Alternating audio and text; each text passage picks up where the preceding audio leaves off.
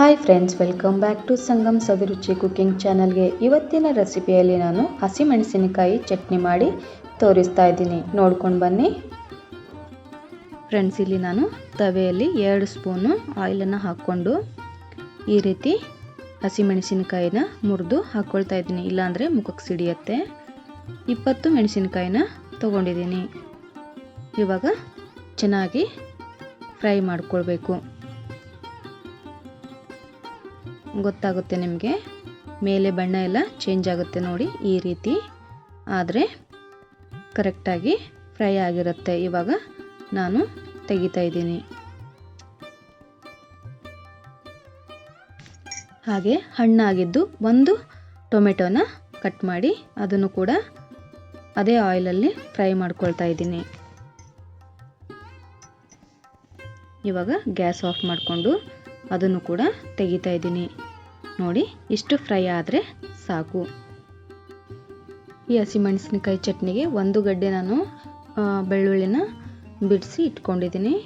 ಹಾಗೆ ರುಚಿಗೆ ತಕ್ಕಷ್ಟು ಉಪ್ಪು, ಜೀರಿಗೆ ಹಾಕಿ ಬಿಡಿಸಿಟ್ಟಿದ್ದಂತಹ ಬೆಳ್ಳುಳ್ಳಿ ಹೆಸಳನ್ನು ಹಾಕ್ಕೊಂಡು ಚೆನ್ನಾಗಿ ರುಬ್ಕೊಳ್ಬೇಕು. ಫ್ರೆಂಡ್ಸ್, ಹಸಿಮೆಣಸಿನಕಾಯಿ ಚಟ್ನಿ ನಮ್ಮ ಉತ್ತರ ಕರ್ನಾಟಕದಲ್ಲಿ ತುಂಬ ಫೇಮಸ್ಸು. ಇದನ್ನು ನಾವು ರೊಟ್ಟಿ ಜೊತೆಗೆ, ಚಪಾತಿ ಜೊತೆಗೆ ಹಾಕ್ಕೊಂಡು, ಮೊಸರನ್ನು ಹಾಕ್ಕೊಂಡು ಊಟ ಮಾಡಿದ್ರೆ ಆಹಾ, ಎಂಥ ಟೇಸ್ಟ್ ಅಂದರೆ ಹೇಳೋಕ್ಕೆ ಸಾಧ್ಯ ಇಲ್ಲ. ನೀವು ಕೂಡ ಈ ರೀತಿ ಮನೆಯಲ್ಲಿ ಮಾಡಿಕೊಳ್ಳಿ ಫ್ರೆಂಡ್ಸ್. ನಾನು ಹಸಿಮೆಣಸಿನಕಾಯಿ ಜೊತೆಗೆ ನಾನು ಹಣ್ಣಾಗಿದ್ದು ಟೊಮೆಟೊ ಹಾಕಿರೋದ್ರಿಂದ ಖಾರವಾಗಿ ಸಿಹಿಯಾಗಿ ಈ ಚಟ್ನಿ ತುಂಬ ಟೇಸ್ಟಿಯಾಗಿರುತ್ತೆ. ಇದರಲ್ಲಿ ಬೀಜಗಳು ಒಂದು ಬೀಜ ಇರಲಾರ್ದಂಗೆ ನಾವು ಚೆನ್ನಾಗಿ ರುಬ್ಕೊಳ್ಬೇಕಾಗುತ್ತೆ. ಕಲ್ಲಿದ್ದವರು ಕಲ್ಲಲ್ಲಿ ರುಬ್ಕೊಳ್ಳಿ, ಇಲ್ಲ ಅಂದವರು ಏನು ಮಾಡಲಿಕ್ಕಾಗಲ್ಲ, ಮಿಕ್ಸರ್ನಲ್ಲಿ ರುಬ್ಕೊಳ್ಳಿ, ಚೆನ್ನಾಗಿರುತ್ತೆ.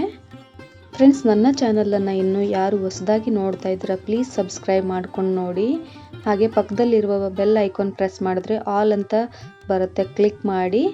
ಆಲ್ ಅಂತ ಕ್ಲಿಕ್ ಮಾಡೋದ್ರಿಂದ ನಾನು ಹಾಕುವಂಥ ಎಲ್ಲ ವಿಡಿಯೋ ನೋಟಿಫಿಕೇಷನ್ ನಿಮಗೆ ಮೊದಲು ಬರ್ತವೆ, ಫಸ್ಟ್ ನೀವೇ ನೋಡ್ಬೋದು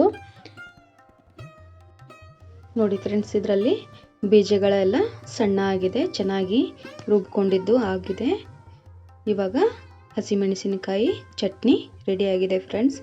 ಇದನ್ನು ನಾವು ಚಪಾತಿ ಜೊತೆಗೆ, ರೊಟ್ಟಿ ಜೊತೆಗೆ ಮೊಸರು ಹಾಕ್ಕೊಂಡು ಊಟ ಮಾಡಿದ್ರೆ ತುಂಬ ಟೇಸ್ಟಿಯಾಗಿರುತ್ತೆ ಫ್ರೆಂಡ್ಸ್. ನೀವು ಕೂಡ ಮನೆಯಲ್ಲಿ ಟ್ರೈ ಮಾಡಿ ಫ್ರೆಂಡ್ಸ್. ಹಸಿಮೆಣಸಿನಕಾಯಿ ಚಟ್ನಿ ರೆಸಿಪಿ ನಿಮಗೆ ಇಷ್ಟ ಆದರೆ ಒಂದು ಲೈಕ್ ಕೊಡೋದನ್ನು ಮರಿಬೇಡಿ. ಹಾಗೆ ನಿಮ್ಮ ಫ್ಯಾಮಿಲಿ ಫ್ರೆಂಡ್ಸ್ಗೆ ಶೇರ್ ಮಾಡಿ.